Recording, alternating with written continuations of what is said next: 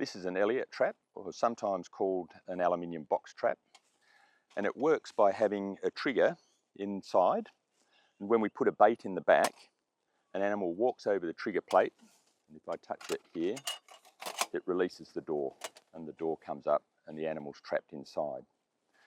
You have to be really careful to make sure that the trigger is sensitive enough to capture animals. You can adjust the trigger plate, and if I pull the trap apart, taking this pin out, and show you how it works. This little tab here is what triggers the door,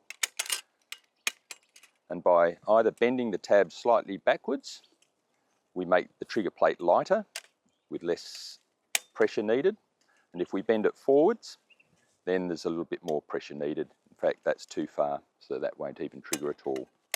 So it's very important to always check with these traps that the sensitivity of that plate is just right, and that's about right now.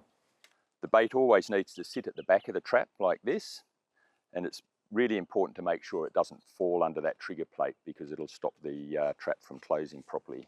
So sometimes we might just flatten the ball a little bit so it doesn't roll around inside the trap. When we put the trap back together, it's very important to make sure that this pin with the hook on the end always goes in from the front end, because if we put it in from the back end, this hook can get caught on grass and inadvertently get pulled out, and that might either mean that you lose the pin, or if there's an animal inside, it can escape when the trap falls apart. As well as checking that the pin's gone in from the right end, always from the front, it's important to check that the door closes properly, because if it doesn't actually go all the way up, like this one isn't going all the way up, an animal can get halfway out or get a limb caught in the door and cause an injury. Here is a perfect place to put a trap because there's already natural shade, and so what we can often do is just put our foot in and just clean it out a little bit, make sure it's nice and level, and then slide the trap back in, and so it's well shaded. And that's almost the perfect position for a trap to sit in. Whenever we're putting traps out, it's really important to mark where every individual trap is, and we often use flagging tape to do that. Pink's a sort of nice bright colour and easy to see in most environments. And we usually put a label on the flagging tape to number which trap it's at. So A1 is this trap, so it's the first of line A.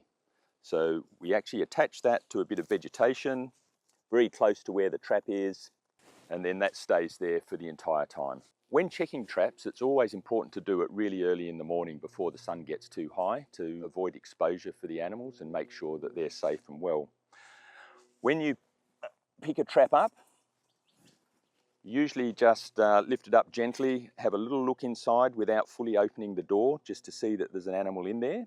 When we're getting an animal out of a trap, normally we put the calico bag over the front.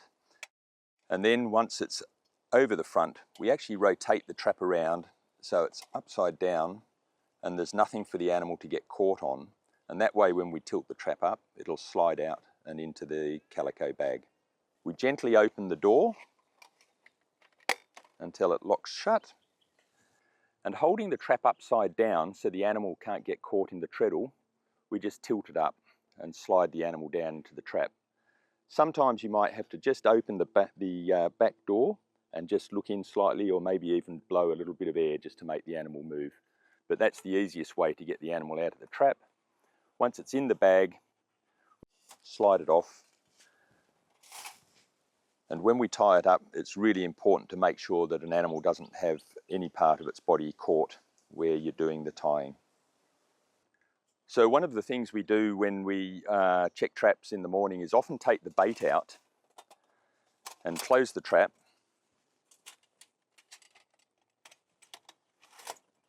and then put it up off the ground just to stop ants from finding where the trap is and then being there in the evening when we reset the traps.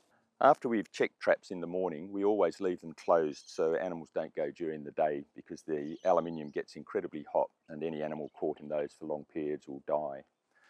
The other thing that we have to do sometimes is make adjustments under really severe weather conditions. So if there's extreme cold or extreme temperatures, we may think about either closing traps or shifting the position to make sure they're in a safe position.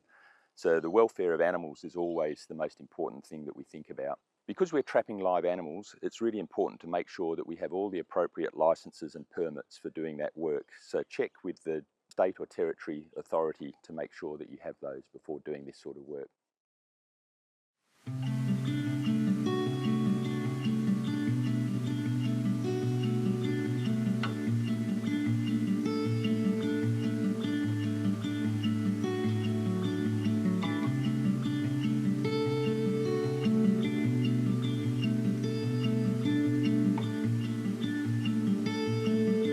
You can see the Elliott trap there. Right before we put the Elliott traps in, we have to look around if there's any ants around or ant nest. So if we find some ant nest, we're trying to move it to another location so the ants wouldn't get the baits. Sometimes the baits get eaten by the ants too.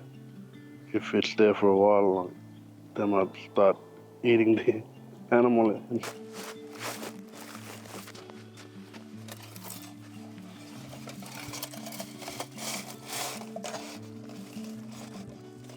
We put underneath the pinner bags so animal can go in and the safe for the sun might go up, the safe place and the cool place. We're just looking around. We're just looking around for a flagging page. Nothing.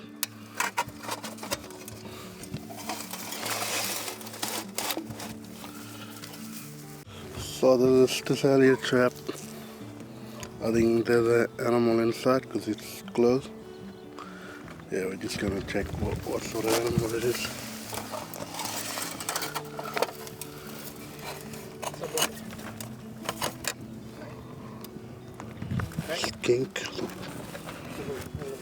Skink, we don't know what it is. We're just gonna take a closer look at it.